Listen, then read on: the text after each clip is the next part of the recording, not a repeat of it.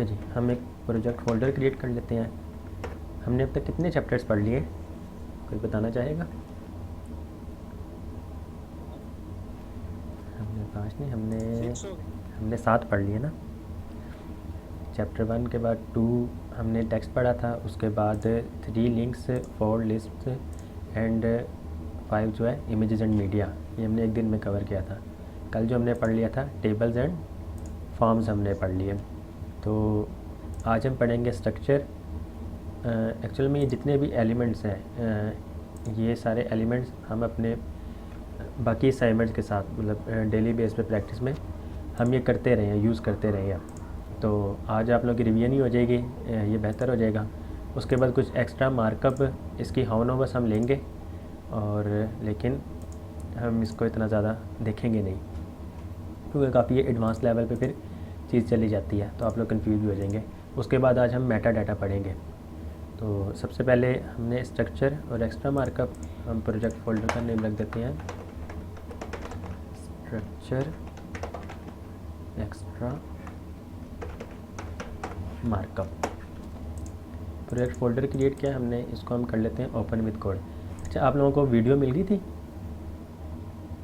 कि VS code को install करके ये जो हमारे राइट क्लिक पे ओपन विद कोड आता है, ये हम कैसे गेट कर सकते हैं? ऑलराइट, हम सबसे पहले अपनी मेन फाइल कौन सी क्रिएट करेंगे? index.html। हमने index.html क्रिएट किया और एक्सप्लेनेशन मार्क्स के बाद हमारे पास ये कंप्लीट स्ट्रक्चर आ जाता है। तो इसको हम फॉर्म्स कर देते हैं। अच्छा जी, बॉडी के बाद हमारा मेन जो हम स्ट्रक्चर के लिए एलिमेंट्स यूज़ करते हैं, सबसे पहले क्या आता है? हमारा हेडर एलिमेंट आ गया। हेडर के बाद कौन सा एलिमेंट आता है? मेन एलिमेंट आ गया, और मेन के बाद फुटर। ठीक हो गया, हेडर के बाद मेन के बाद फुटर।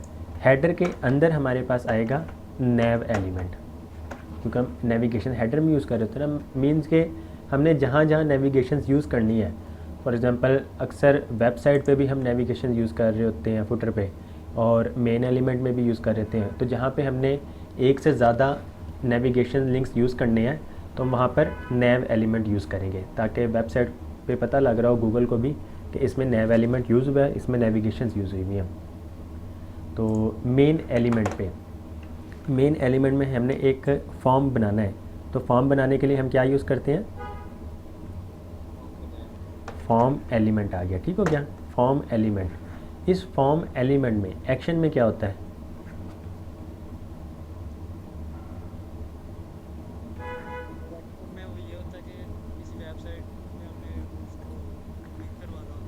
हाँ जी, मतलब कि हमने जो सर्वर क्रिएट किया होगा, इस फॉर्म के अंदर हम जो भी वैल्यू ले रहे हैं यूज़र से गेट कर रहे हैं, फॉर एग्जांपल ईमेल है और पासवर्ड है, तो ईमेल और पासवर्ड हम जो गेट कर रहे हैं, रिसीव कर रहे हैं, हमने कहीं ना कहीं भेजना भी तो है ताकि वो उसको प्रोसेस करे।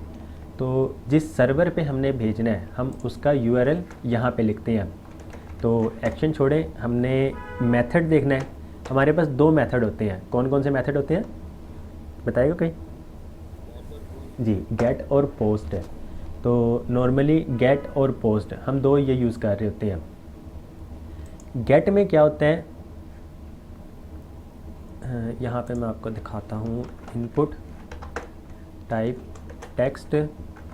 अच्छा जी, input type text. Type text क्या होता है? सिंपल एक टेक्स्ट बॉक्स जनरेट होता है, हमारे पास एक टेक्स्ट बॉक्स आ जाता है। नेम एट्रीब्यूट, ये किस लिए यूज़ होता है? नहीं, name element attribute, sorry, name attribute किस लिए यूज़ होता है? सर ये इसलिए यूज़ होता है कि सर्वर को पता चले कि ये किस बारे। हाँ जी, सर्वर को भी तो पता चलेगा ना कि हमने जो इस फील्ड की वैल्यू लेनी है, वो सर्वर को पता लगे कि इसमें से क्या डाटा आ रहा है। तो फॉर एग्जांपल हम एक इनपुट फील्ड बना रहे हैं यूज़र नेम की, कि यूज़र इसमें अपना यूज़र नेम ऐड करे। तो हम क्या लिखेंगे यहाँ पर?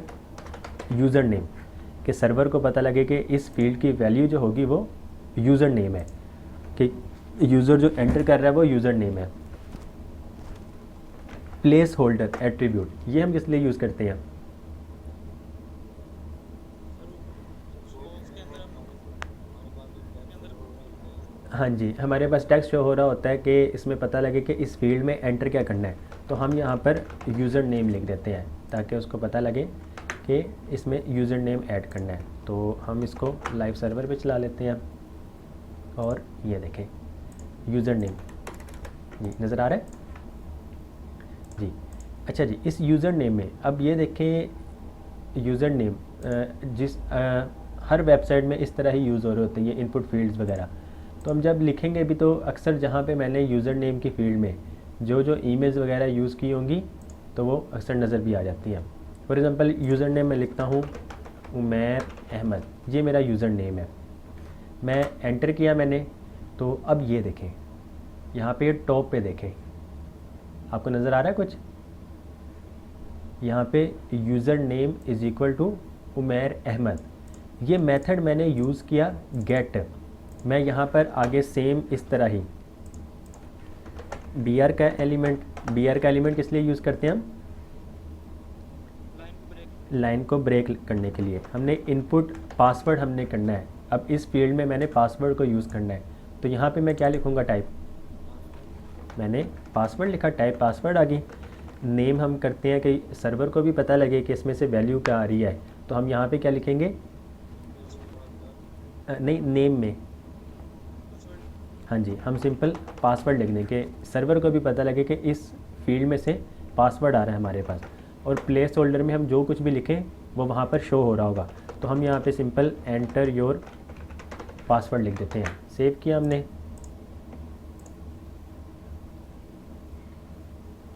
ओके जी, फॉर्म्स पे। तो अब देखें जी, मैं वही देख रहा था।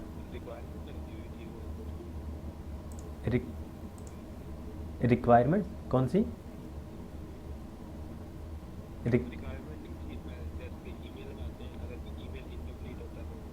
हाँ जी जी, वो एट्रीब्यूट है रिक्वायर्ड का। सिंपल रिक्वायर्ड लिखेंगे तो जब तक हम इसको फुल नहीं करेंगे, फॉर एग्जांपल ये तो सिंपल टेक्स्ट है ना, इसमें हम अगर एक डिजिट भी लिखें तब भी ये वर्क करेगा। लेकिन अगर हम ईमेल लगाते हैं तो ईमेल में क्या होगा, जब तक हम ईमेल कंप्लीट नहीं करेंगे तब तक वो उसको सबमिट नहीं करेगा। तो अभी हम रिक्वायर्ड को स्किप करते हैं, हम इसके बाद देखेंगे उसे। फॉर्म्स पे आते हैं, हमने पेज रिफ़्रेश किया, लेट्स सपोज ये हमारा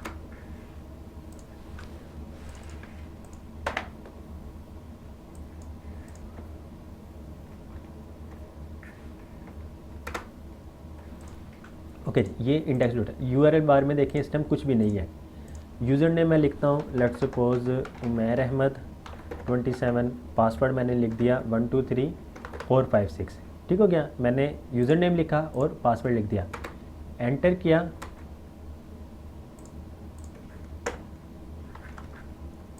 ओके जी, आई थिंक सबमिट बटन लगाना पड़ेगा।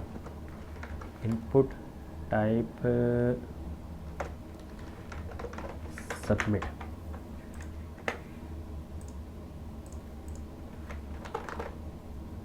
सबमिट। ये देखें user name is equal to Umair, जो मैं लिखा था, और पासवर्ड देखें 123456। ये हमने मेथड गेट लिखा है, इस वजह से यूआरएल बार में आपको शो हो रहा है। अगर हम यही चीज़ पोस्ट के ज़रिए करते, मेथड हमने कर दिया पोस्ट। अब हम अपनी वेबसाइट पे आते हैं, यहाँ से हम इसको रिमूव करते हैं। पहले रिमूव हो गया। यूज़र नेम हमने लिखा उमैर अहमद 27, पासवर्ड हमने लिख दिया 123456, सबमिट किया। ये देखें डाटा ये सबमिट हो गया है, लेकिन आपको ऊपर यूआरएल बार में कुछ भी नज़र नहीं आएगा, क्योंकि अब हमने मेथड जो कर दिया वो पोस्ट कर दिया है। तो इस वजह से जब भी सेंसिटिव इन्फॉर्मेशन हम कोई लेते हैं यूज़र से, तो हम मेथड पोस्ट यूज़ करते हैं।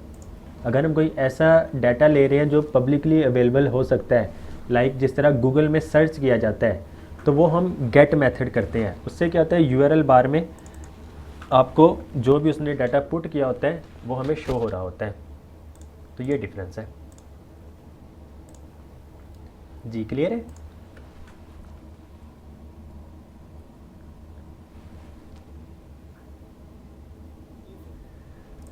ओके जी। जी किसी का कोई सवाल हो इसमें से? एनीबॉडी? अच्छा मैं आपको रिक्वायर्ड करके दिखा देता हूँ। सिंपल हम एट्रीब्यूट यूज़ करेंगे रिक्वायर्ड, और इसमें भी हम कर देते हैं रिक्वायर्ड।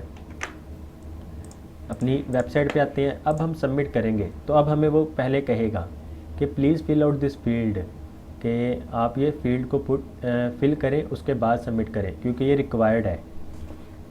तो इस तरह जब भी एक्चुअल में ना ये सिंपल HTML की हद तक ही है, HTML CSS की हद तक। जब हम रिएक्ट पे पहुंचेंगे तो ये सारी जो कंडीशंस वगैरह हैं ये हम फिर जावास्क्रिप्ट की मदद से अपने तौर पे कोई भी कंडीशन बना सकते होंगे। तो ये भी एक अच्छी चीज़ है। ये सिंपल आप HTML के ज़रिए इसको कंडीशन लगा रहे हैं कि जब तक ये फिल नहीं होगा तब तक इसको हम सबमिट नहीं कर सकते हैं। अदरवाइज़ हम ये कंडीशंस लगा के भी कर सकते होंगे बाद में। जी क्लियर है?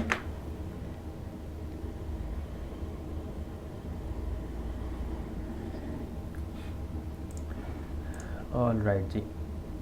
अच्छा जी, आज ये फॉर्म्स हो गया। हम index.html हम एक और पेज क्रिएट कर लेते हैं, structure.html। अच्छा जी, अब आप में से हमने एक स्ट्रक्चर क्रिएट करना है बेसिक सा। हम कोई एमिट एब्रिविएशन वगैरह यूज़ नहीं करेंगे, सिंपल खुद से कोड करना है। तो कौन करवाएगा मुझे, ये आप बताएं।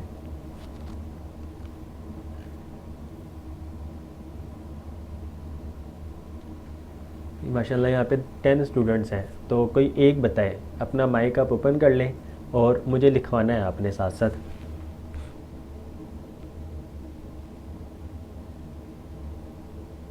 जी एनीवन? जी बिलाल भाई आप?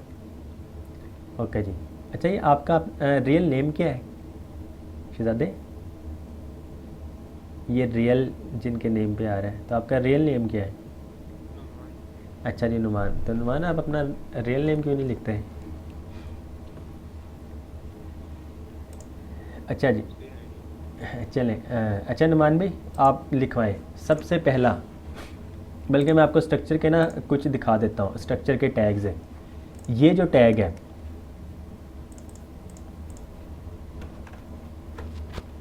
ये जो टैग है ये कमेंट को डिफ़ाइन करता है, ये डॉग टाइप को डिफ़ाइन करता है, आर्टिकल एलिमेंट, साइड एलिमेंट और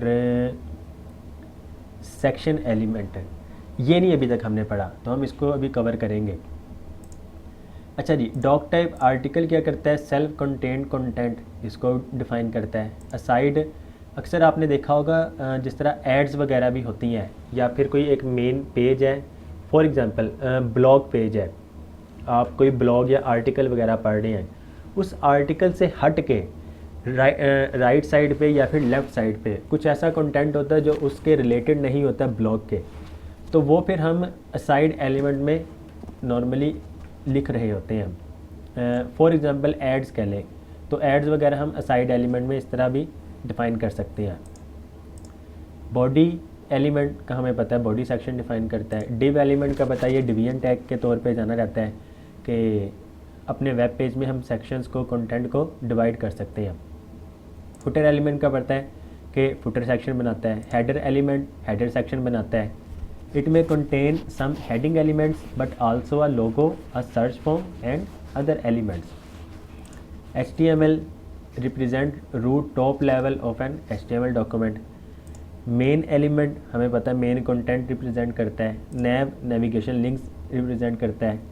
और सेक्शन डॉक्यूमेंट में सेक्शंस को डिफाइन करने के लिए हम सेक्शन एलिमेंट यूज़ करते हैं। Span element just like div element, लेकिन डिव एलिमेंट क्या करता है, जब कंटेंट बहुत ज़्यादा हो, ग्रुप ऑफ कंटेंट हो, और डिव क्या है, ये ब्लॉक लेवल एलिमेंट है। स्पैन जो है ये इनलाइन एलिमेंट है।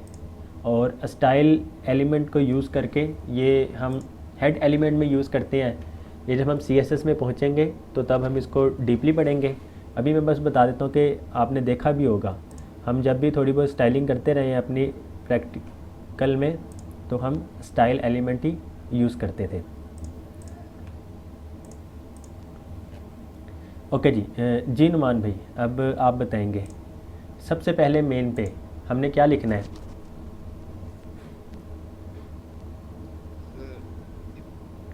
जी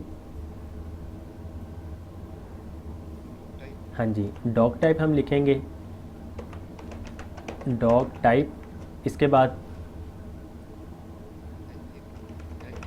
HTML लिख दिया हमने। ठीक हो गया, ये हमारी लाइन फर्स्ट कंप्लीट हो गई। इसके बाद कौन सा एलिमेंट आएगा सबसे पहले?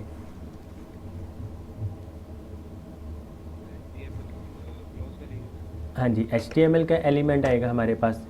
इस HTML एलिमेंट के अंदर हमने कंप्लीट अपना कोड लिखना है। अब सबसे पहले हमारे पास एलिमेंट आएगा हेड एलिमेंट। हेड एलिमेंट लिखा हमने। हेड एलिमेंट के अंदर क्या होता है? जी आपकी आवाज़ कट गई नुमान जी।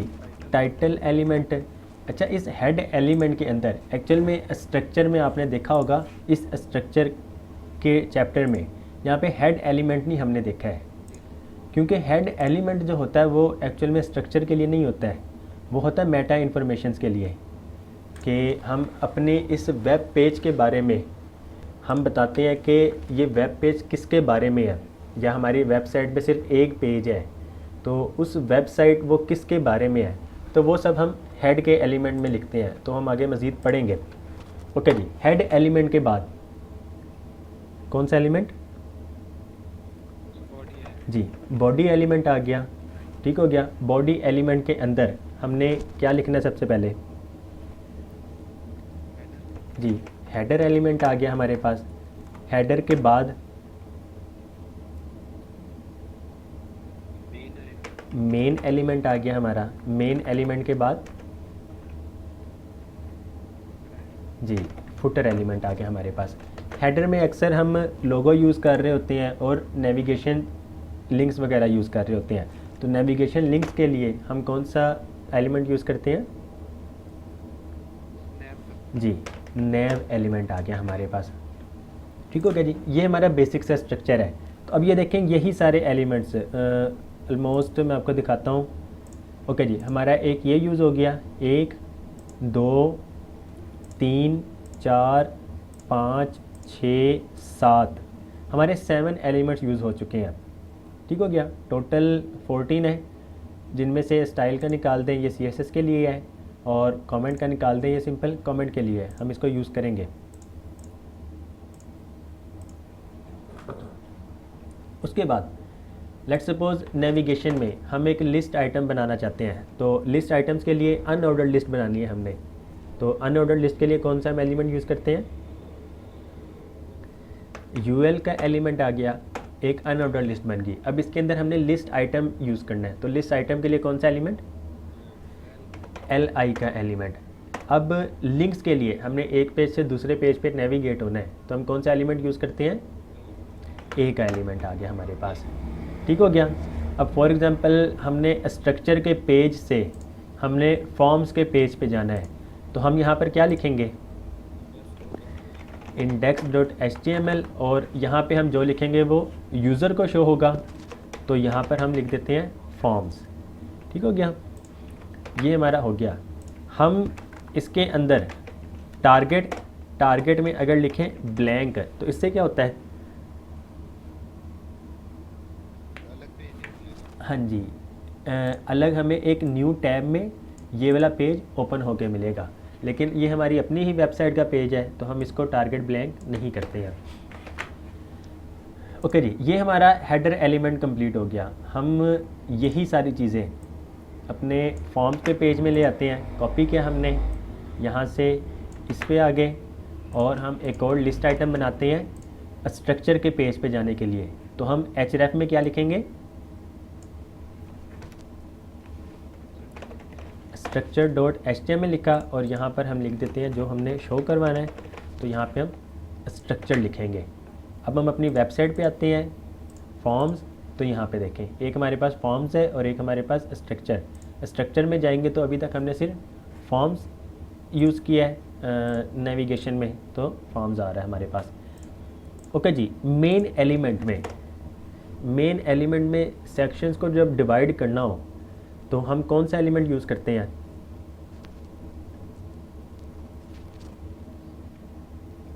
जी, हम यूज़ करते हैं डिव। हमने डिव एलिमेंट यूज़ कर लिया। उस डिव के अंदर लेट्स सपोज मैं आपको वैसे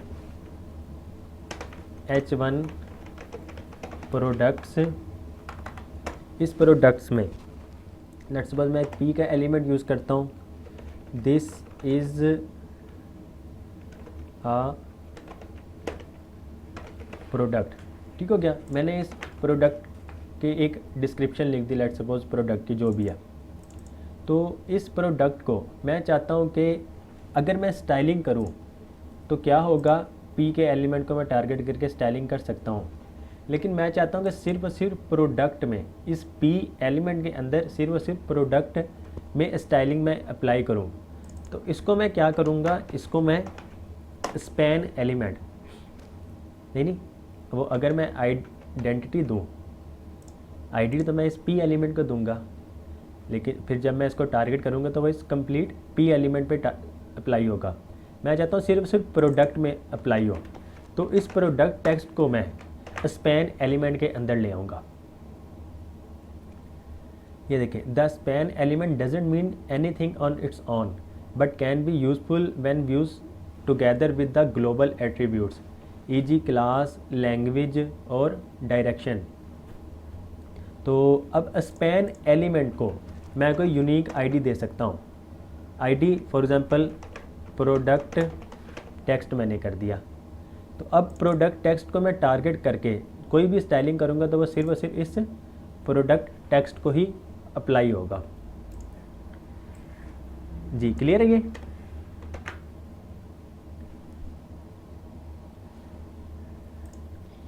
ओके जी, उसके साथ यहाँ पर कमेंट्स का हमें पता है, हम सिंपल कमेंट्स अगर लिखना चाहें तो कमेंट क्या होता है? सर मानना चाहता हूँ यहाँ पे एक बात पूछनी थी जी सर, ये आपने जो है ना जब एक टैग यूज़ किया है यहाँ पे जी फैब्रिक जी सब पीछे जो पेज है पर्पस है टेक्स्ट पब्लिश जी इंडेक्स के लिए आपने इसलिए नहीं जी जी, एक्चुअल में हमने ये इंडेक्स में ना ये फॉर्म्स बनाया था। जी, हमने प्रीवियस लेक्चर को थोड़ा सा रिवाइज़ किया था, फॉर्म उसमें हमने यूज़ किया था, तो इस वजह से। जी ओके जी। तो कमेंट्स के लिए सिंपल हमने less than bracket, sorry less than का साइन, उसके बाद एक्सप्लेनेशन मार्क्स, डबल डैश, उसके बाद दोबारा से double dash and greater than का साइन, इसे एंगल ब्रैकेट्स भी कहते हैं। तो ये कमेंट है। अब कमेंट हम किस लिए यूज़ करते हैं? फॉर एग्ज़ाम्पल एक बहुत बड़ी वेबसाइट है और हेडर आप एक से ज़्यादा यूज़ कर रहे हैं, तो हम क्या करेंगे, सिंपल यहाँ पर कमेंट में हेडर 1 और यहाँ पर हेडर 2, आप एक से ज़्यादा हेडर एलिमेंट भी यूज़ कर सकते हैं।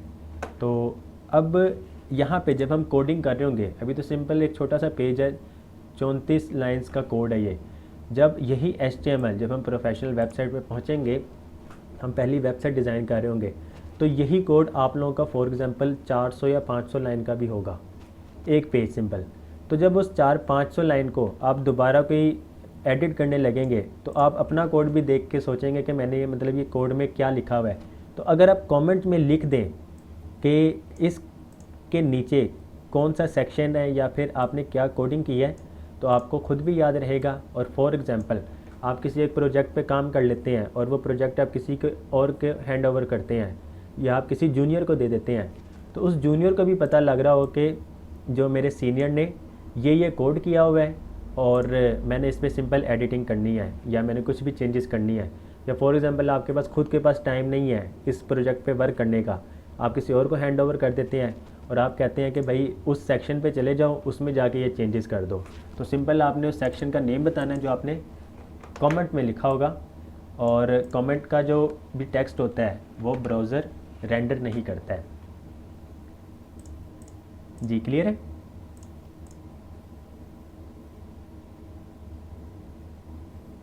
एनीवन? नुमान। ऑलराइट जी। अच्छा जी, ये हमारा हो गया स्ट्रक्चर। इसमें मैं आपको असाइड एलिमेंट और आर्टिकल एलिमेंट और सेक्शन एलिमेंट, अच्छा ये जितने भी एलिमेंट्स हैं, सेक्शन हो गया, साइड हो गया, आर्टिकल हो गया, ये HTML5 में आए हैं। इनका सेम वही ये सिमेंटिक एलिमेंट्स हैं। मकसद इनका बस यही है कि वेबसाइट को पता लग रहा हो कि हमने क्या इसमें कोड किया है। तो आपको मैं एक छोटी सी एग्जांपल दिखाता हूँ। हमारा ये जो सेक्शन है यहाँ से लेकर यहाँ तक, नज़र आ रहा है सबको, क्लियर है जी? अवैस, नुमान, ओके जी। ये जो सेक्शन है यहाँ से लेकर यहाँ तक है, ये हम किस एलिमेंट में लिखेंगे? फॉर एग्ज़ाम्पल ये हमारी वेबसाइट है, हमारा लोगो और कुछ नेविगेशन लिंक्स, ये हम किस एलिमेंट में लिखेंगे हेडर में। जी? ये हम हेडर के एलिमेंट में लिखेंगे, क्योंकि ये हमारी वेबसाइट का हेडर है। यहाँ से लेकर यहाँ तक है, ये हमारी वेबसाइट का मेन कंटेंट है। तो हम इसको किस एलिमेंट में लिखेंगे? मेन में। हम इसको मेन एलिमेंट में लिखेंगे। और ये हमारी वेबसाइट का फुटर है, जिसमें नेविगेशंस वगैरह और कॉपीराइट टेक्स्ट वगैरह है। तो हम ये किस में लिखेंगे? ये हम फुटर में लिखेंगे। अच्छा, अब हेडर में हमारे पास ये लोगो आ गया, हमारे पास कुछ नेविगेशंस भी हैं। तो ये नेविगेशंस हम किस एलिमेंट में लिखेंगे? हेडर में लिखेंगे। हेडर के अंदर हम एक और एलिमेंट यूज़ करेंगे, कौन सा करेंगे जी? हम इसको नेव एलिमेंट में लिखेंगे। अब ये मेन कंटेंट, फुटर में भी देखें कुछ हमने नेविगेशन यूज़ की हुई है, तो फुटर में भी हम नेव एलिमेंट को यूज़ कर सकते हैं, क्योंकि हम नेविगेशंस यहाँ पे भी यूज़ कर रहे हैं। तो सिंपल जिस तरह हेडर के अंदर नेव का एलिमेंट लिया है, उसी तरह इस फुटर के अंदर भी हम नेव का एलिमेंट यूज़ कर सकते हैं। ओके जी, यहाँ पे अब देखिएगा, इसको मैं नेक्स्ट पेज पे लेके जाता हूँ, जहाँ पे इसको एलिमेंट से डिस्क्राइब किया गया है। अब ये देखें, हेडर एलिमेंट यहाँ से लेकर यहाँ तक, उस हेडर के अंदर ये नेव एलिमेंट, हमारा ये सारा कंटेंट मेन एलिमेंट में और ये फुटर एलिमेंट में। फुटर के अंदर भी नेविगेशंस हैं, तो इसको भी हम नेव एलिमेंट में ही लिखेंगे, वो हम आगे देखेंगे। अब ये देखें, मेन एलिमेंट में सिर्फ मेन एलिमेंट हमने यूज़ किया ऑल अबाउट आवर प्रोडक्ट्स, इसको हमने लिख लिया आर्टिकल में, हमने एक आर्टिकल ले लिया। अब प्रोडक्ट्स का आर्टिकल है, उस आर्टिकल में मज़ीद सेक्शन है कि प्रोडक्ट 1 है, प्रोडक्ट 2 है एंड प्रोडक्ट 3 है। तो इन प्रोडक्ट्स को हम डिवाइड करना चाहते हैं, तो आर्टिकल के अंदर फिर हम इस तरह सेक्शन डिफ़ाइन करेंगे कि प्रोडक्ट 1 का ये सेक्शन है, प्रोडक्ट 2 का ये सेक्शन है एंड प्रोडक्ट 3 का ये सेक्शन है। Just like this. मैं इसको कमेंट करता हूँ और मेन एलिमेंट के फ़ौरन बाद आर्टिकल का एलिमेंट, उस आर्टिकल के अंदर हमने यूज़ कर लिया सेक्शन का एलिमेंट, तो उसमें ये कोड हुआ है। मेन एलिमेंट, मेन के अंदर आर्टिकल एलिमेंट, आर्टिकल एलिमेंट के अंदर सेक्शन एलिमेंट। यहाँ पे 3 सेक्शंस हैं, तो हमने 3 सेक्शन ले लिए। उसके बाद यहाँ पे मज़ीद देखिए, अब मेन के अंदर आर्टिकल, उस आर्टिकल के अंदर 1 सेक्शन, 2 सेक्शन और 3 सेक्शन। अब हमने कुछ क्लाइंट की रिकमेंडेशंस वगैरह प्रोडक्ट के बारे में, या फिर कोई हमने किसी और वेबसाइट का लिंक ऐड करना हो अपनी वेबसाइट में, या फिर हमने कोई एड्स वगैरह दिखानी हो, तो वो फिर हम इस तरह असाइड एलिमेंट में लिखते हैं। तो सिंपल आर्टिकल के अंदर सेक्शन आ गए हमारे पास। अब हम यहाँ पे जो राइट साइड पे हो या लेफ़्ट साइड पे हो, हम उसको असाइड एलिमेंट में इस तरह लिखेंगे। उसके बाद अब यहाँ पे देखें, फुटर में ये आ गया नेविगेशन का लिंक है, हमारे इस इमेज में नहीं था। यहाँ पे जब हम पहुँचे हैं तो फुटर के अंदर नेविगेशन।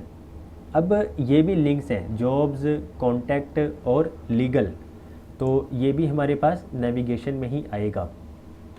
इसके अलावा मज़ीद इस आर्टिकल के अलावा एक तो ये हो गया साइड एलिमेंट जो इस प्रोडक्ट्स वगैरह के बारे में भी हो सकता है।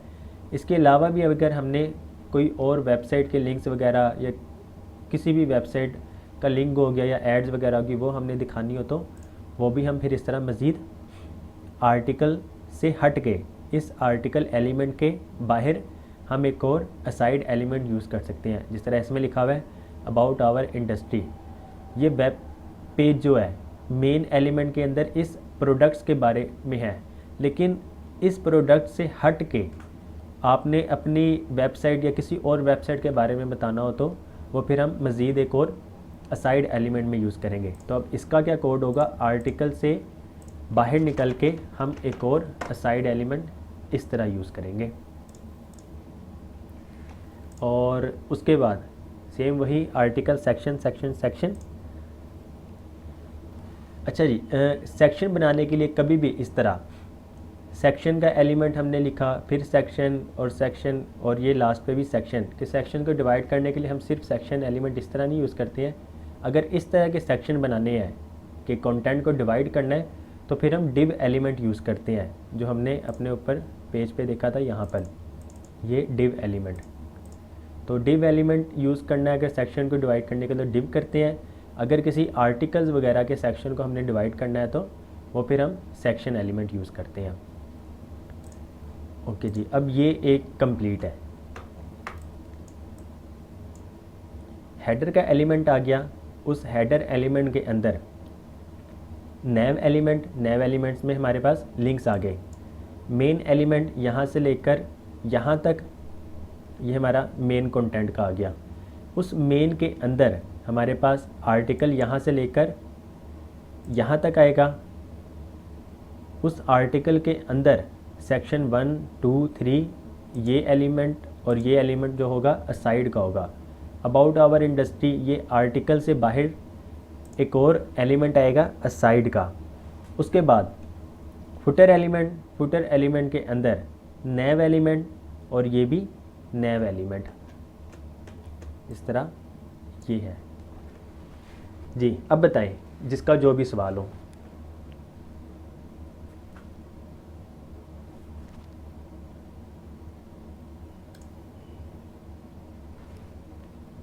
आपकी आवाज़ बहुत कम आ रही है जी, नुमान आपकी आवाज़ बहुत कम आ रही जी।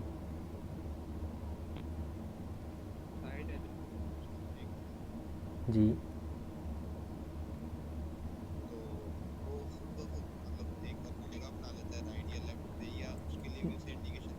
नहीं, ये जो है लेआउट वगैरह डिज़ाइन करना ये हम CSS की मदद से करेंगे। अगर अभी हम कुछ भी लिखते हैं ना, फॉर एग्जांपल मैं आपको दिखाता हूँ, सेक्शन में प्रोडक्ट 1 हमने प्रोडक्ट 1 लिखी, product 2, product 3, aside 1 inside of article element, aside 2 inside of article element, aside 1 outside of article element. हम इसको सेव करते हैं, अपनी वेबसाइट पे आते हैं तो ये देखें ये सिंबल इस तरह है। प्रोडक्ट 1 जो हमने सेक्शन में लिखा है ये भी सेक्शन में लिखा है और ये भी सेक्शन में लिखा है। ये साइड जो है आर्टिकल एलिमेंट के अंदर है, ये साइड भी आर्टिकल एलिमेंट के अंदर है और ये साइड जो था आर्टिकल एलिमेंट के बाहर था। ये अभी आपको बॉक्स वगैरह भी कुछ नज़र नहीं आएंगे। ये सारी चीज़ें फॉर एग्ज़ाम्पल इस तरह का भी as it is same to same जो हम बना सकते हैं वो CSS की मदद से बना सकते हैं। हम जितने भी बॉक्सेस वगैरह हैं उसको हम डिफ़ाइन कर रहे होते हैं कि आपने लेफ़्ट साइड पे आना है, राइट साइड पे आना है, मिड में आना है। एक से ज़्यादा एलिमेंट्स भी हम यूज़ कर रहे होते हैं। अक्सर वेबसाइट पे आपने देखा होगा बड़ी स्क्रीन में होता है तो वो आपको 3 बॉक्सेस नज़र आ रहे होते हैं, 4 बॉक्सेस नज़र आ रहे होते हैं। सेम वेबसाइट जब आप मोबाइल स्क्रीन पे यूज़ करते हैं तो वो एक एक बॉक्स नज़र आने लग जाता है। तो ये सारी की सारी चीज़ें हम इंशाल्लाह CSS में सीखेंगे। अभी बस ये HTML जो है सिर्फ और सिर्फ आपके स्ट्रक्चर को डिफ़ाइन कर रहा है कि आपकी वेबसाइट का स्ट्रक्चर है कि एक्चुअल में अगर आप अपनी वेबसाइट में सारे elements, for example article, section, side, ये साइड, फुटर, नैव, ये कुछ भी ना लिखें, तब भी आप स्ट्रक्चर डिफाइन कर सकते हैं सिंपल डिव एलिमेंट के ज़रिए। लेकिन बेहतर क्या है, बेस्ट प्रैक्टिस क्या है कि आप वो एलिमेंट्स यूज़ करें जो जिस मकसद के लिए बनाए गए हैं। हेडर के लिए हेडर, मेन कंटेंट के लिए मेन, फुटर के लिए फुटर, नेविगेशन के लिए नैव, आर्टिकल्स वगैरह लिखने के लिए, आप किसी ब्लॉग की वेबसाइट पे वर्क कर रहे हैं या अपनी ब्लॉग की वेबसाइट बना रहे हैं, तो उसके लिए फिर हम इस तरह आर्टिकल और सेक्शन एलिमेंट्स वगैरह यूज़ करते हैं। जी, किसी का कोई सवाल हो?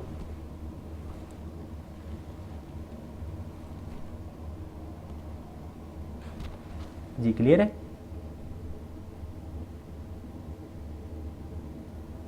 शहजादा बोलो तो सही।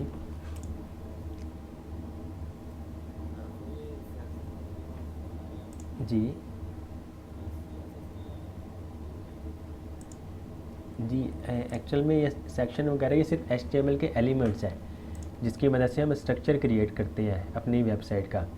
इसकी स्टाइलिंग वगैरह जो है वो फिर हम CSS में करेंगे।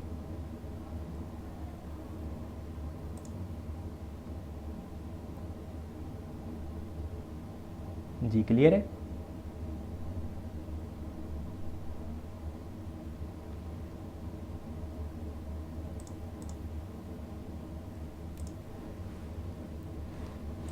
ऑल राइट जी। उसके बाद हमने कमेंट पढ़ लिया, doc type, article, side, body, पूरे HTML डॉक्यूमेंट में एक पेज पे एक ही बार डॉक टाइप आएगा, एक बार ही बॉडी आएगा, एक बार ही HTML आएगा और एक बार ही हेड एलिमेंट आएगा।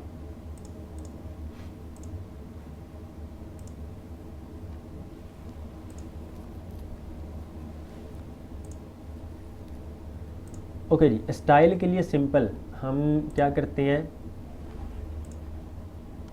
बल्कि हमने यहाँ पर ये बनाया था ना, products, this is a product, ये लिखा हुआ आ रहा था। हम प्रोडक्ट जो हमने इसको स्पैन के अंदर लिखा था, इस स्पैन के अंदर एलिमेंट देखें कौन सा है, स्टाइल एलिमेंट। ये स्टाइल एलिमेंट जो है ये भी हम हेड एलिमेंट के अंदर लिखते हैं। हमारा हेड, टाइटल में हम लिखते हैं स्ट्रक्चर, टाइटल आ गया।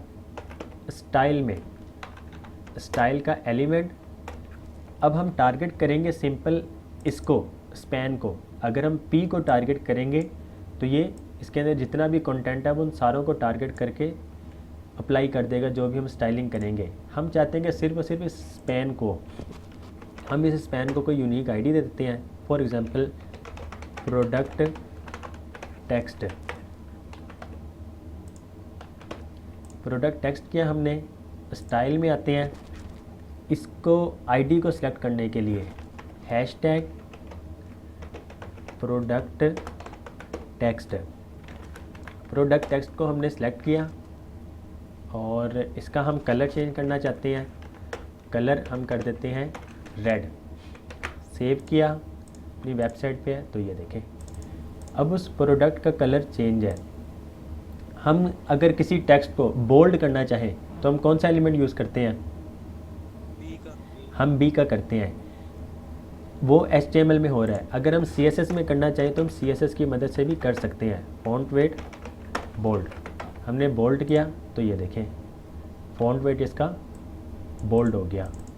हमने B एलिमेंट नहीं यूज़ किया, लेकिन हम स्टाइलिंग की मदद से भी फॉन्ट का वेट जो है वो बोल्ड कर सकते हैं। जी, क्लियर है ये?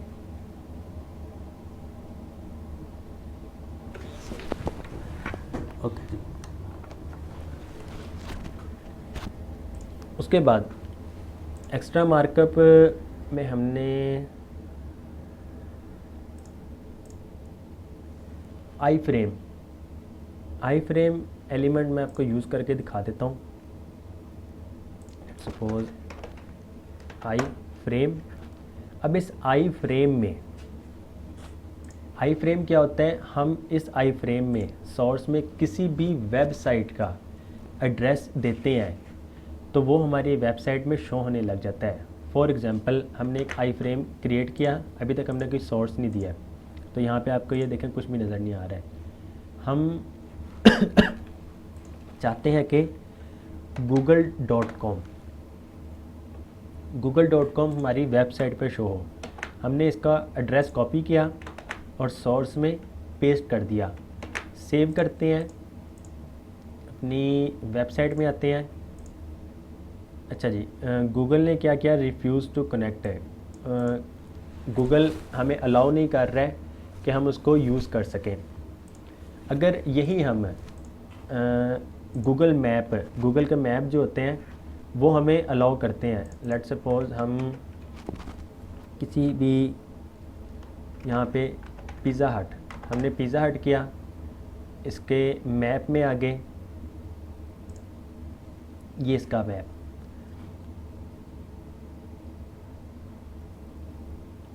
अब इस पिज़्ज़ा हट में मैं अब बस आपको सिंपल करके दिखा रहा हूँ, बाकी इसको मज़ीद हम डिटेल्स में बाद में ही पढ़ेंगे।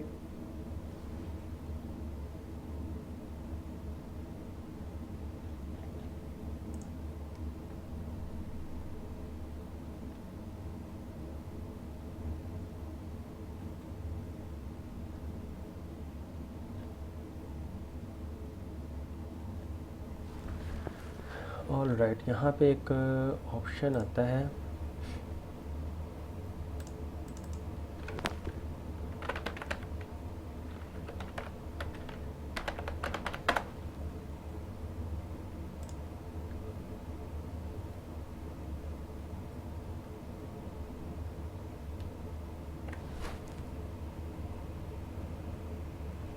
इन्होंने दरअसल चेंज कर दिया है और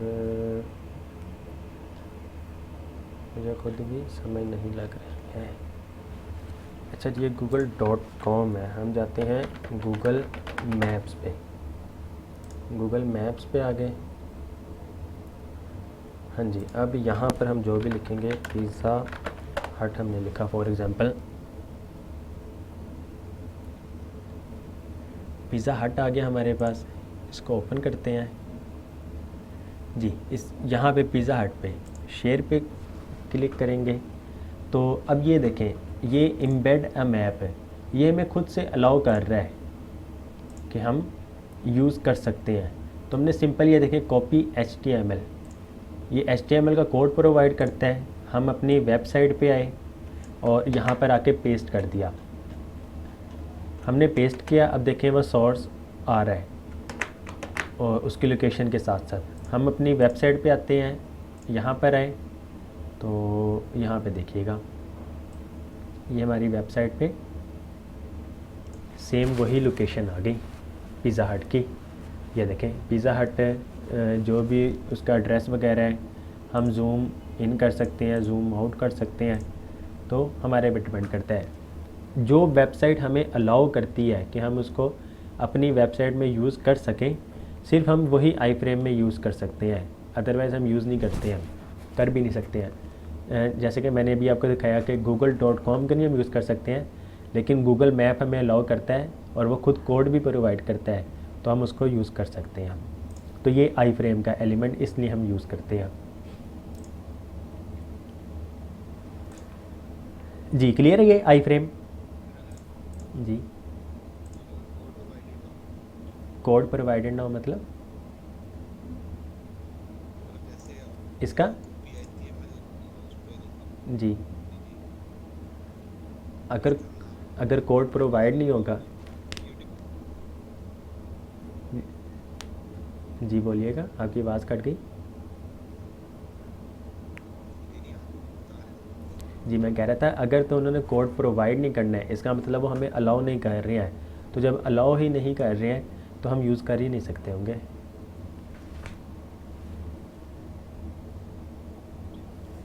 ओके जी, ओके जी। उसके बाद हमारे पास आ जाता है मेटा डाटा। अब मेटा इन्फॉर्मेशंस क्या होती हैं मैं आपको वो बता देता हूँ। इस हेड के एलिमेंट में एक हमारे पास मेटा डाटा जो है वो है टाइटल। टाइटल क्या रिप्रेजेंट करता है?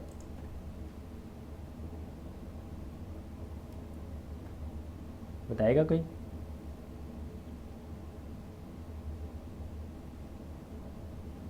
एनीवन? नुमान, वैस? तो ये जो टाइटल जी फाइल के सबसे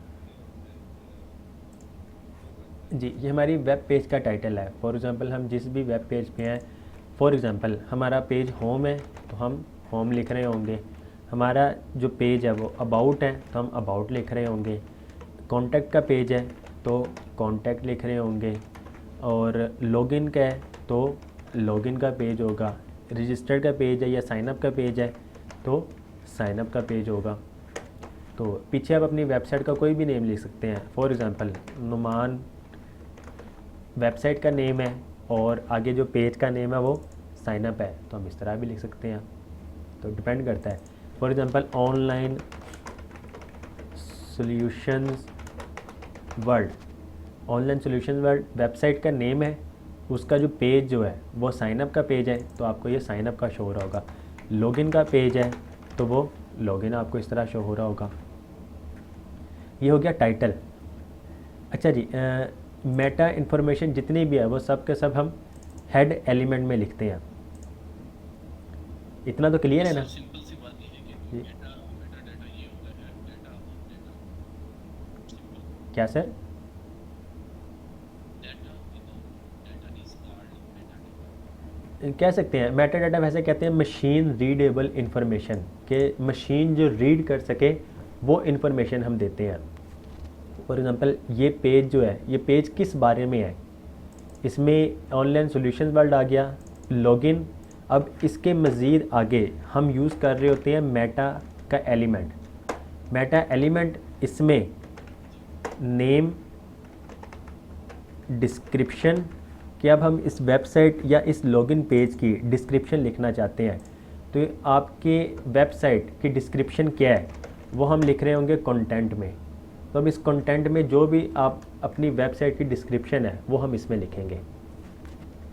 अब मैं आपको बताता हूँ कि ये जी जी डाटा वो डाटा इज हाँ जी हाँ जी मतलब ये थोड़ा सा डाटा है, ये जो लार्ज डाटा है उसके बारे में इंफॉर्मेशन। हाँ जी, बिल्कुल ऐसी है। अब मैं आपको दिखाता हूँ, इसकी एक वेबसाइट है metaTags.org। तो इसमें आपको सारी इन्फॉर्मेशन मिल जाएगी। Meta tags are part of the HTML tags that describe your page content to search engines and website visitors. कि मेटा टैग्स में हम जो भी कंटेंट लिख रहे होते हैं वो सर्च इंजन भी उसको डिटेक्ट कर रहा होता है और वेबसाइट विजिटर्स को भी पता लग रहा होता है कि किस बारे में आपकी वेबसाइट है। For example the important tags, important tags में आते हैं जो हमारे लिए बहुत इंपॉर्टेंट होते हैं और जो हम लाजमी यूज़ करते हैं। आप अपनी वेबसाइट में टाइटल जो भी लिखते हैं, जब गूगल उसको सर्च करता है, आपकी वेबसाइट फॉर एग्ज़ाम्पल गूगल में आ जाती है, लेट्स सपोज google.com, और यहाँ पर हम लिख देते हैं if online solutions world. Okay जी, ऑनलाइन सॉल्यूशंस वर्ल्ड। अब ये पेज का टाइटल जो है ऑनलाइन सॉल्यूशंस वर्ल्ड .com, इसका index.html जो है उसका टाइटल जो रखा गया वो ये टाइटल है, online solutions world dash grow your business, ये उसका टाइटल है। उसकी डिस्क्रिप्शन जो है वो ये डिस्क्रिप्शन में लिखी हुई है। तो गूगल में आप यहाँ पे आपको वो नज़र आता है, ये वेबसाइट की डोमेन है, URL, ये टाइटल और ये description same as it is. जो भी गूगल करेंगे ये आपका टाइटल नज़र आएगा और ये डिस्क्रिप्शन नज़र आएगी। टाइटल का हमें पता है मेटा नेम डिस्क्रिप्शन। अच्छा, डिस्क्रिप्शन जो हम लिखते हैं उसका कंटेंट जो होता है मैक्सिमम 165 कैरेक्टर्स होते हैं, लेकिन हमें क्या चाहिए कि हम 160 के अंडर ही रहे, मतलब ज़्यादा से ज़्यादा हम 160 कैरेक्टर ही यूज़ करें। अगर आप 160 से ज़्यादा यूज़ करते हैं, हम यूज़ तो कर सकते हैं लेकिन क्या होगा, कैरेक्टर जो है इससे आगे को निकल जाएगा और वो फिर उसको डिटेक्ट भी नहीं करता है। फॉर एग्ज़ाम्पल हम इसका ही देख लेते हैं कि इसमें कितने कैरेक्टर लिखे गए हैं। हमने कॉपी किया करैक्टर काउंटर ऑनलाइन, और यहाँ पे हमने पेस्ट कर दिया। तो ये देखें 143 मीन्स के डिस्क्रिप्शन इसकी बहुत अच्छी लिखी गई है, और 143 है 160 के अंदर अंदर आ रहा है, तो ये डिस्क्रिप्शन अच्छी लिखी गई है। तो Meta name, Meta element use करेंगे, उसका एक एट्रीब्यूट जिसका नेम भी नेम है और इसकी value description. Meta name description हो गया। कंटेंट में हम वो लिखेंगे जो हमारी वेबसाइट या उसकी डिटेल्स को डिस्क्राइब कर रहा होगा, like this Meta name description content है, यहाँ पे आपने कंटेंट लिखना है। एक हो गया ये हमारे पास description. Social media meta tags भी होते हैं, सिंपल मेटा प्रॉपर्टी ओजी। तो सोशल मीडिया पे जिसकी वेबसाइट पे बहुत ज़्यादा वर्क हो रहा है तो वो ये भी यूज़ करते हैं। उसके बाद ऑल्टरनेटिव टेक्स्ट, इमेज में हमने देखा था कि हम ऑल्ट एट्रीब्यूट यूज़ करते हैं, तो ये भी एक बहुत इम्पोर्टेंट टैग है, हमारी वेबसाइट की एसईओ में बहुत काम देती है। जो भी आप अपनी वेबसाइट पे इमेज यूज़ करें उसको अल्टरनेटिव टेक्स्ट ज़रूर दें कि वो वेबसाइट में इमेज जो लग रही है वो इमेज किस बारे में है। इसका एक ये फ़ायदा भी होता है, जब हमारी वेबसाइट का डाटा जो है सर्वर से आ रहा हो या डाटाबेस से आ रहा हो, कि हमने इमेज भी जो है वो अपने सर्वर में अपलोड की हुई है, और जैसे ही वो पेज लोड हो तब आके डाटा वो हमारे पास आए। तो अगर किसी वजह से सर्वर से इमेज नहीं आई है, या फिर आपने जैसे ही वेबसाइट को रन किया और नेट बंद हो गया आपका, आपकी वेबसाइट तो लोड हो जाएगी लेकिन इमेज नहीं आएगी सर्वर से, तो अल्टरनेटिव टेक्स्ट आपने जो भी लिखा होगा उस इमेज की जगह वो शो हो जाएगा। अल्टरनेटिव टेक्स्ट हो गया। और उसके बाद Meta name robots tag. Robots में क्या होता है कि जो रोबोट्स इंटरनेट में फिर रहे होते हैं, घूम फिर रहे होते हैं, वो जिस वेबसाइट में मेटा नेम रोबोट्स लिखा हो तो रोबोट्स भी उस वेबसाइट को डिटेक्ट कर रहे होते हैं। तो अक्सर कंपनीज़ इसको अच्छा भी समझती हैं और अक्सर नहीं भी समझती हैं, तो इस वजह से कुछ इसे यूज़ करते भी हैं और कुछ इसे यूज़ नहीं करते हैं। तो सिंपल इसके लिए भी हमने यहाँ पर एक मेटा नेम डिस्क्रिप्शन हम यहाँ पर अब लिखेंगे मेटा में नेम डिस्क्रिप्शन की जगह हम लिखेंगे रोबोट्स। उस रोबोट्स में कंटेंट में हम लिखते हैं इंडेक्स और नो इंडेक्स, फॉलो और नो फॉलो, और उसके बाद ये सारे नो आ जाते हैं। तो the search engine crawler will follow all the links in that web page. Follow में क्या होता है कि सर्च इंजन क्या करेगा, आपके लेट्स सपोज इंडेक्स के पेज में, इस पेज में मज़ीद भी जितने लिंक्स यूज़ हुए हुए हैं, फॉर एग्जांपल अबाउट का है, या जिस तरह हमने यहाँ पे लिखा था एक से ज़्यादा structure.html, वो उसको भी डिटेक्ट कर रहा होगा। तो वो फिर हम इस तरह कंटेंट में इंडेक्स और फॉलो इस तरह लिखते हैं ताकि रोबोट्स भी इसको डिटेक्ट करें, सर्च इंजन के स्पाइडर्स जो होते हैं वो इसको डिटेक्ट करें। तो ये मेटा इन्फॉर्मेशंस होती हैं कुछ। जी, किसी का कोई सवाल हो?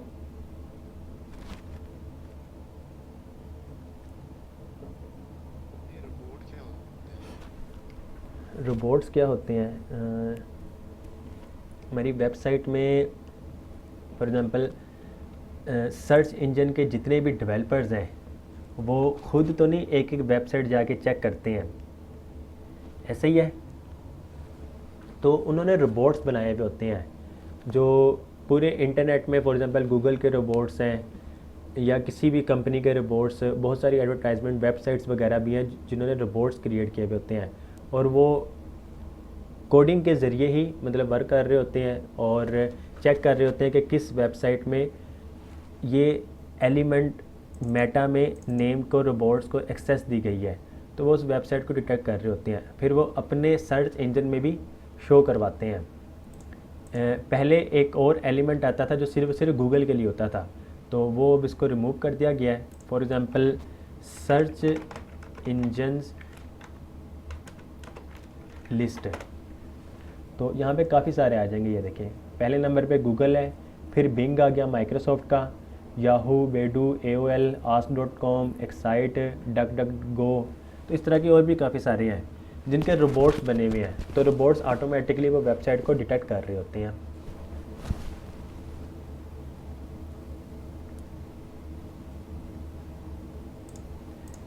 जी क्लियर है? सर सिंपली हम ये कह सकते हैं कि मतलब रोबोट एक शॉर्ट कोड होता है, तो जो उससे ट्रिग हुआ होता है, उसके ट्रिग होने से जो जो डिटेक्शन उस कोड के अंदर रखी गई होती है वो उसको डिटेक्ट करता है और इस तरह ऑपरेट करता है जिसके साथ। हाँ जी, बिल्कुल ऐसे ही है, बिल्कुल ऐसे ही है। जी क्लियर है?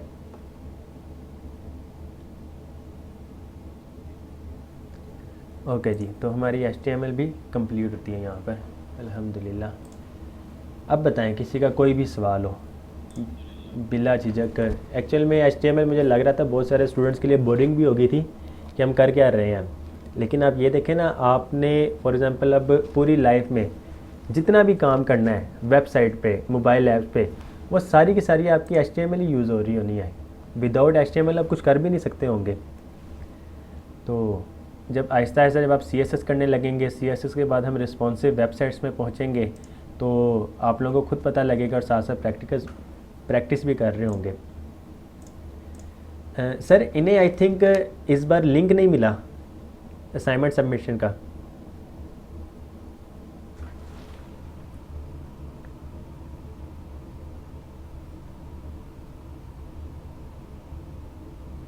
जी सर मेरी आवाज़ आ रही है आपको?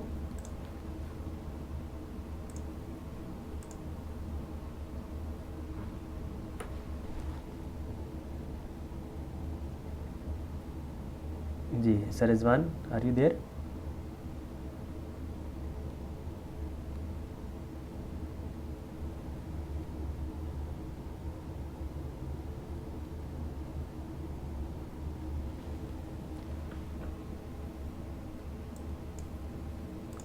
ओके गैस, आप में से किसी का कोई भी क्वेश्चन हो अब HTML के रिलेटेड, हमने जितनी भी HTML पढ़ लिया है, तो कोई भी सवाल हो काइंडली आप लोग पूछ सकते हैं, ताकि आप लोगों की HTML में कोई कन्फ्यूज़न ना हो। और किसी को कुछ समझ ना भी लगी हो तो आप लोग पूछ सकते हैं बिला झिझक। जी मैंने पूछा था कि इनको इस बार लिंक नहीं मिला वेब असाइनमेंट सबमिशन का।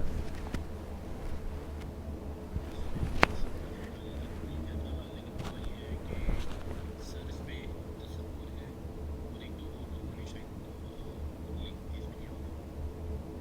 नहीं कल मेरे ख्याल अवैस भाई बस कह रहे थे शायद, तो उनका भी कोई इशू आ रहा था। वैसे तो मिस फाइका ने भी सेंड किया था,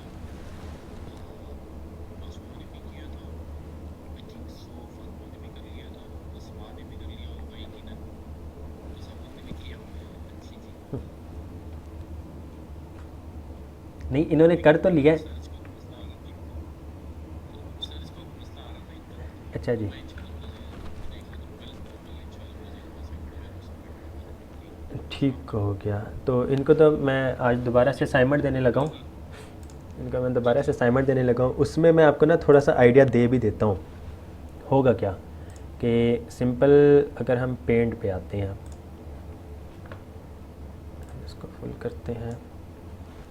अब अभी तक हमने प्रॉपर कोई लेआउट वगैरह तो नहीं देखे हैं, सिर्फ HTML में करने के लिए हमने क्या करना है, हमने एक टेबल बनाया, उस टेबल के अंदर हमने सेल्स बना लिए। ठीक हो गया। आप के इस टाइम टोटल कितने चैप्टर हो गए हैं? Text, links, lists, images and media, tables, forms और स्ट्रक्चर आपके हर पेज में ही यूज़ हो रहा होगा। तो टोटल आपके बनेंगे 1 2 3 4 एंड 5 एंड 6, टोटल 6 पेजेस बनेंगे आपके।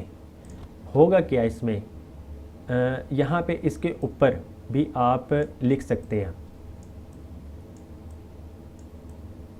और डेट्स इट। चैप्टर यहाँ पे लिखेंगे चैप्टर 1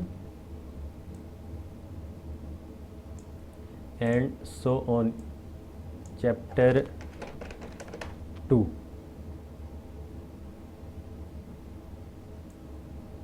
इसी तरह चैप्टर 1 2 3 4 5 बल्कि चैप्टर 1 तो नहीं, यहाँ पे चैप्टर 2 आएगा और उस चैप्टर का नेम, यहाँ पे नेम आएगा, उस नेम का होगा लिंक। आप फॉर एग्ज़ाम्पल टेक्स्ट पे क्लिक करेंगे तो वो टेक्स्ट वाले पेज पे जाएगा, लिंक्स वाले पे क्लिक करेंगे लिंक्स वाले पे जाएगा।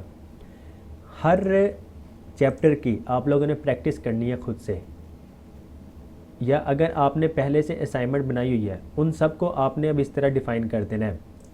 सिंपल ऊपर आप एक टेबल लेंगे, ये टेबल आ जाएगा जिसमें ये टेबल एक रो बन रही है, उस टेबल रो में आप लोगों ने TH का एलिमेंट ले लेना है। नेक्स्ट में क्या होगा, टेबल रो और उसमें टेबल डाटा आएगा। टेबल डाटा के अंदर आप लोगों ने लिंक्स यूज़ कर लेने हैं, A का एलिमेंट। उस A के एलिमेंट में चैप्टर 1 पे क्लिक करेंगे उस पर नेविगेट होगा, 2 पे करेंगे 2 पे नेविगेट होगा। एंड चैप्टर 1 में हमने जो भी पढ़ा था टेक्स्ट फॉर्मेटिंग वगैरह वो सब आएगा। चैप्टर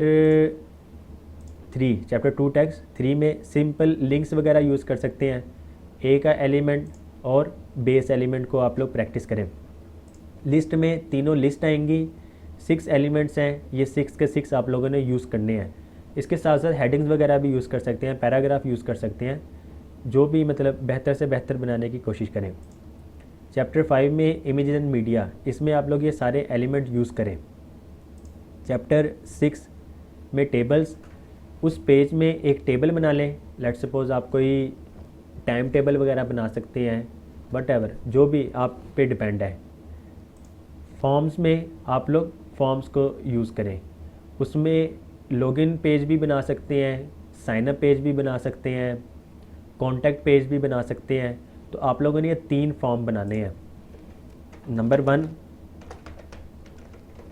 साइनअप पेज होगा, नंबर 2 लॉगिन पेज होगा, number 3 forgot password page and number 4 contact us page. ये 4 आप लोगों ने फॉर्म बनाने हैं। इन चारों में आपने field set and legend use करना है। फील्ड सेट एंड लेजेंड का आप लोगों को पता था, मैं आपको दिखा भी देता हूँ। फॉर्म, इस फॉर्म से पहले हमने ले लेना है फील्ड सेट के अंदर लेजेंड। इस लेजेंड में हम जो भी लिखेंगे, लेट्स सपोज लॉगिन फॉर्म, हमने लॉगिन फॉर्म किया और उस फील्ड सेट के अंदर हम लेजेंड के फ़ौरन बाद फॉर्म ले लिया हमने। अपनी वेबसाइट पे आते हैं और फॉर्म्स पे, तो यहाँ पे देखें login form, user name, enter your password, submit के बटन को नीचे लेकर आना है तो सिंपल हम ब्रेक लाइन यूज़ कर सकते हैं। तो ये देखिए सबमिट। सेम इसी तरह साइनअप फॉर्म के लिए field set, legend, sign up form, और साइनअप फॉर्म के लिए हम यूज़र से ईमेल ले सकते हैं, पासवर्ड लेते हैं और कंफर्म पासवर्ड लेते हैं। तो input type email, name email, placeholder, enter your email and br password. Input type password ही रहेगी। नेम में अब यहाँ पे देखिएगा, मैं आपको एक चीज़ दिखा देता हूँ, बल्कि बता भी देता हूँ साथ साथ। इनपुट टाइप पासवर्ड ही रहेगी। सर्वर पे क्या जाएगा, पासवर्ड के नाम से यूज़र वैल्यू चलेगी उसकी पासवर्ड की। अब कंफर्म पासवर्ड के लिए हम यहाँ पे लिखेंगे कंफर्म पासवर्ड। अब सर्वर को पता लगेगा कि इस 3 फील्ड में से पहले मेरे पास आएगी ईमेल, जो भी ईमेल की वैल्यू होगी वो उसके पास जाएगी। पासवर्ड में जो भी उसके पास वैल्यू जाएगी पासवर्ड की चलेगी। कंफर्म पासवर्ड मेरे पास आ रहा है तो उसकी वैल्यू जाएगी कंफर्म पासवर्ड के नाम से जाएगी। एंटर योर पासवर्ड अगेन कर सकते हैं, या फिर हम यहाँ पे लिख सकते हैं कंफर्म योर पासवर्ड और सबमिट। यहाँ पे हम कर देते हैं इसकी वैल्यू चेंज और इसको हम कर देते हैं साइन अप। अपनी वेबसाइट पे आते हैं तो ये देखें sign up form, enter your email. अब देखें ईमेल में मैं जैसे करता हूँ मेरे पास सारी ईमेल्स आ रही होंगी जो मैंने यूज़ की हुई हैं दूसरी वेबसाइट पे। अगर मैं टेक्स्ट करता हूँ तो टेक्स्ट में ये सब नहीं आएगा। एंटर योर पासवर्ड, जो भी पासवर्ड लिखूँगा वही लिखना है। अब इसको चेक करने के लिए कि ये पासवर्ड सेम दे रहा है या नहीं दे रहा है, तो ये हम जावास्क्रिप्ट की मदद से करते हैं। हम यूज़र से वैल्यू गेट करते हैं और कंडीशन में चेक करते हैं कि क्या ये पासवर्ड दोनों सेम है या नहीं है। सेम होता है तो हम उसको नेक्स्ट स्टेप पे ले जाते हैं, सेम नहीं होता है तो हम उसको अलर्ट शो करवा देते हैं या वार्निंग या एरर दे देते हैं कि ये कंफर्म नहीं है, दोनों सेम नहीं है। तो फिर हम उसको कहते हैं कि इसको सेम करो और फिर हम उसको नेक्स्ट प्रोसेस पे लेके जाते हैं। तो ये असाइनमेंट होगी आप लोगों की जी। असाइनमेंट के हवाले से किसी का कोई भी सवाल हो तो आप लोग अभी पूछ लें ताकि फिर बाद में आप लोग सर को डिस्टर्ब ना करें।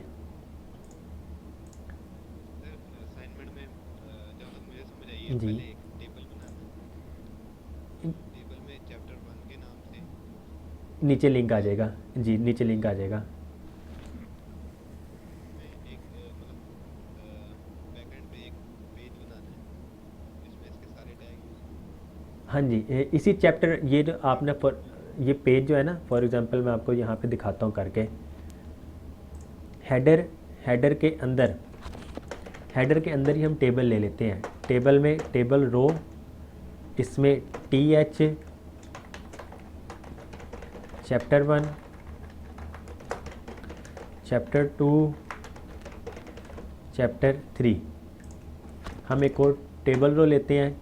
उस टेबल रो के अंदर हम लेते हैं TD के अंदर हमने ले लिया A का लिंक। इसमें हम लिख देते हैं पहला पेज हमारा index.html का तो index.html और चैप्टर का जो भी नेम है तो चैप्टर 2 और 3 एंड ये 4। टेक्स्ट, उसके बाद लिंक्स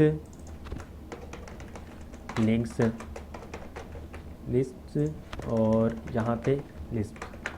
तो अपनी वेबसाइट पे जब हम आएंगे तो यहाँ पे देखेंगे, ये देखें chapter 2, 3, 4।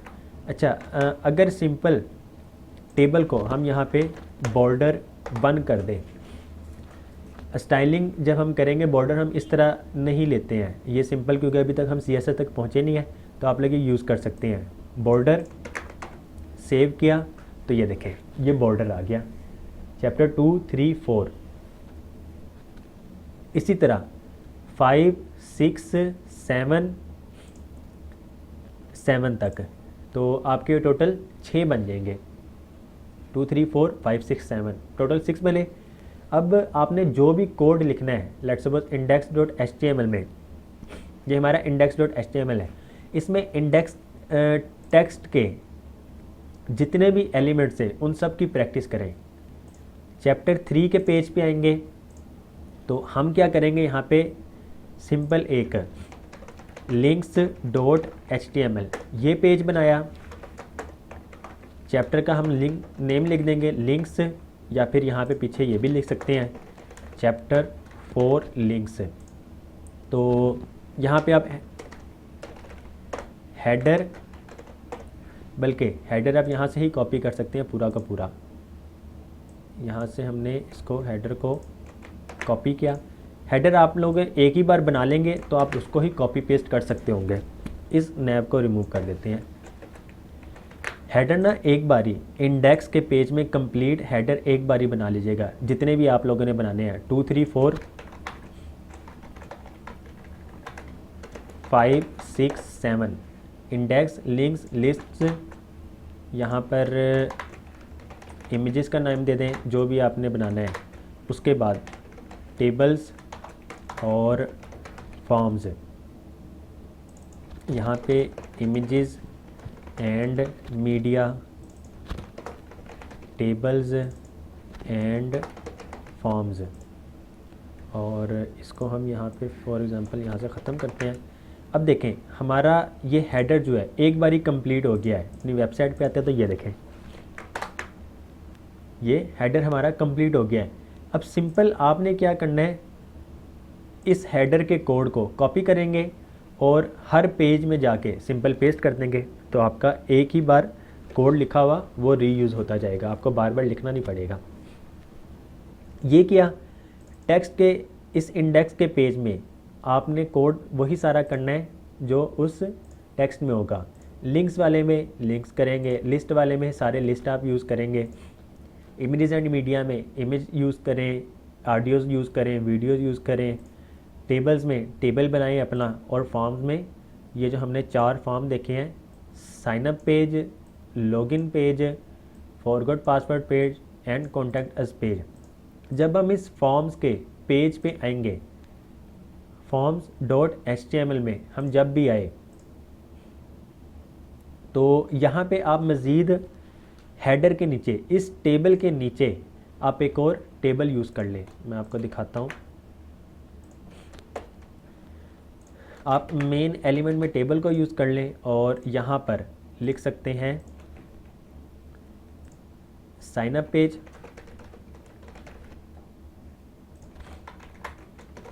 Login page, forgot password page and contact us page. इसको रिमूव करें और इनको भी रिमूव करें और यहाँ पर सिंपल signup.html, साइन अप, इस तरह भी लिख सकते हैं, या फिर सिंपल यहाँ पे लिंक दे दें तो यूज़र को वो लिंक ही शो होगा। यहाँ पर है तो ये देखें, साइनअप पेज पे क्लिक करेंगे वो साइनअप पेज पे जाए, लॉगिन पेज पे क्लिक करेंगे वो लॉगिन पेज पे जाए, फॉरगॉट पासवर्ड पेज के लिंक पे क्लिक करेंगे उस पे जाएगा, कॉन्टैक्ट अस पेज पे क्लिक करेंगे तो वो कॉन्टैक्ट अस पेज पे जाएगा। जी क्लियर है? असाइनमेंट तो मैंने आपकी आदि यहीं पे बना दिया।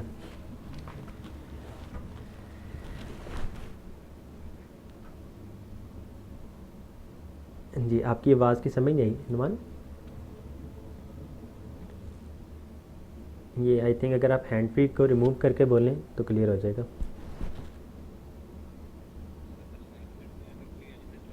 जी मैं वही कह रहा हूँ ना, प्रैक्टिस यही है। नहीं मसला तो कोई नहीं है, लेकिन बेस्ट प्रैक्टिस यही है कि आप सारे एलिमेंट्स को यूज़ करें और ट्राई करें। तो जो भी आप असाइनमेंट बनाएंगे, नुमान, हम ये चाह रहे हैं कि आप सारे के सारे एलिमेंट्स यूज़ करें और creativity whatever you have in writing craft explaining what we do.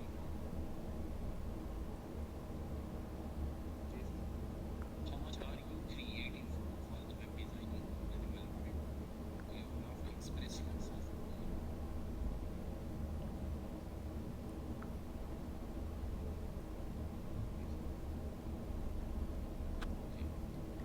Ji sir ये जो जी वैस बोले आप?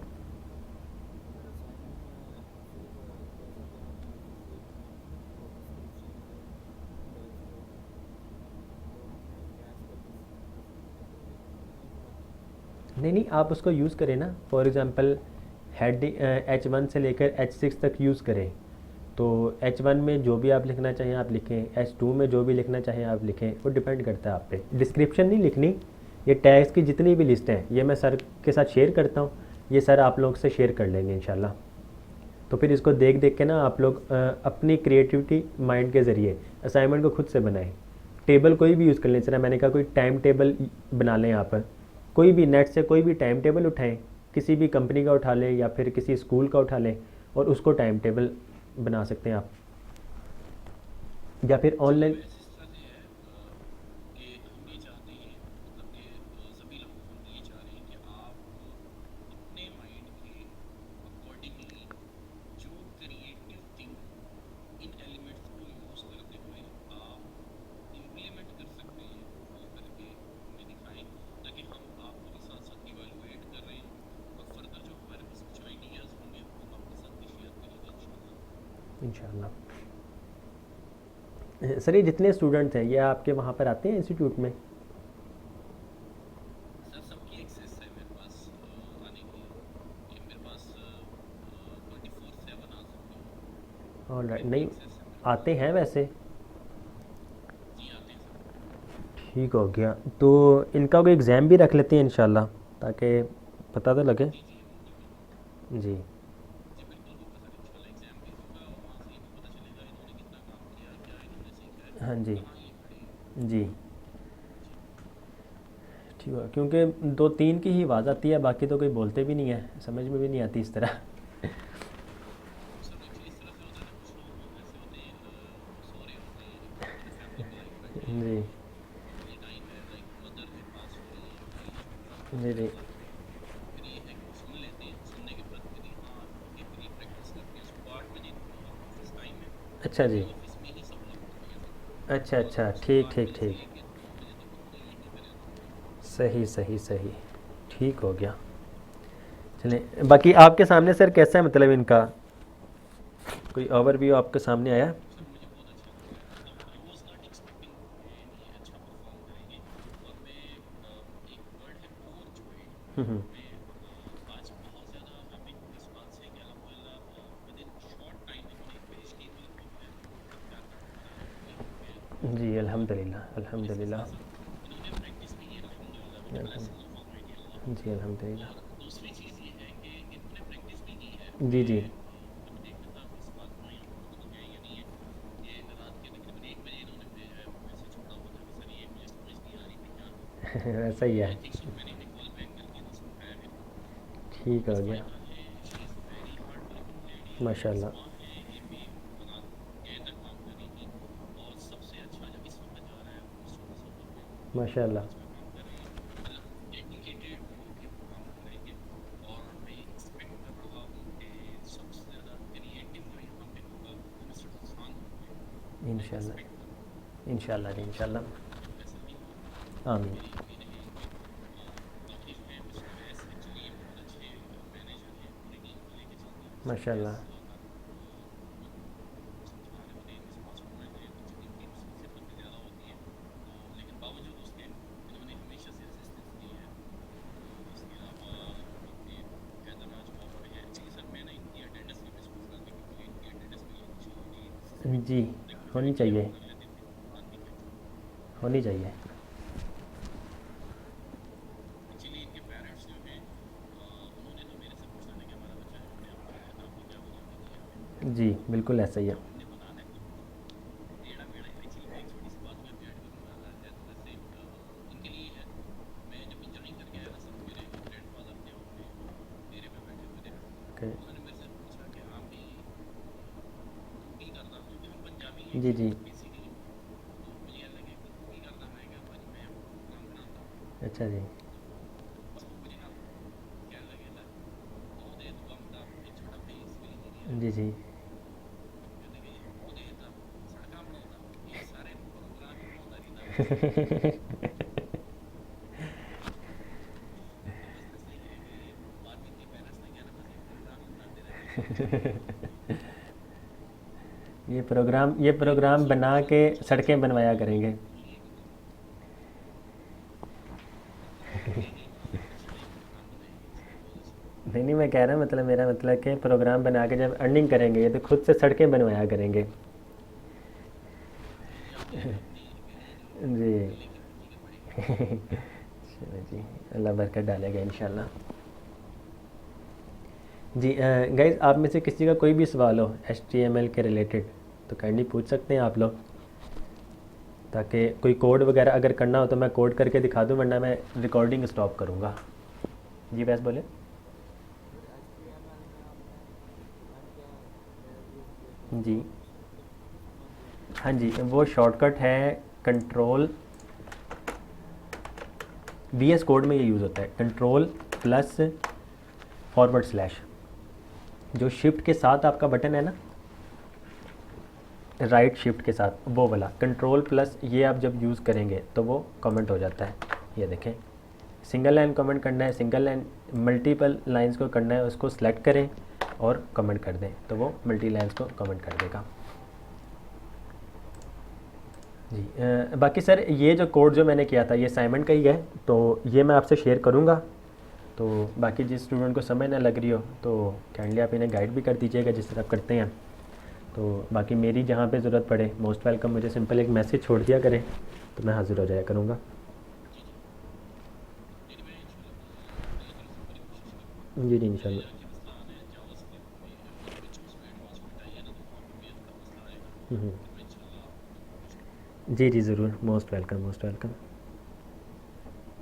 उम्मीद है कि इंशाल्लाह बहुत अच्छा आप पढ़ाते हैं अल्हम्दुलिल्लाह, और मुझे फिर भी समझ आ जाएगी। कुछ टेक्निक्स इंशाल्लाह। बताई होगी, मतलब 2006 से लेके अब तक कुछ अगर कोई आई है तो फिर ज़ाहिर सी बात है होगी। 2006 से? जी। सर इसकी हर साल चेंज होती है। मुझे तो आइडिया ही है इस चीज़ का। नहीं, मुझे आपने मुझे 2006 में किया था, उसके बाद आपने ये let, const and arrow functions ये सब पढ़े हुए हैं? जी पढ़े हुए हैं सर। जी, फिर मतलब आप 2006 तो ना ना 2018 में ये सारी चीज़ें नहीं आई नहीं हैं। नहीं, मैं रखता हूँ, छोड़ता रहता हूँ सर, अच्छा जी, कुछ ना बहुत कुछ अच्छे। छोड़ता रहता हूँ, लेकिन हो सकता है अभी मतलब कोई नई एडवांसमेंट आई हो, तो वहाँ पे ज़ाहिर सी बात है वो मैं थोड़ा सा समझने की कोशिश करूँगा, जी जी और ज़रूर। बैकग्राउंड मेरा भी है तो सही, हाँ जी हाँ जी, समझ रहे हैं क्या आप? अल्हम्दुलिल्लाह अल्हम्दुलिल्लाह।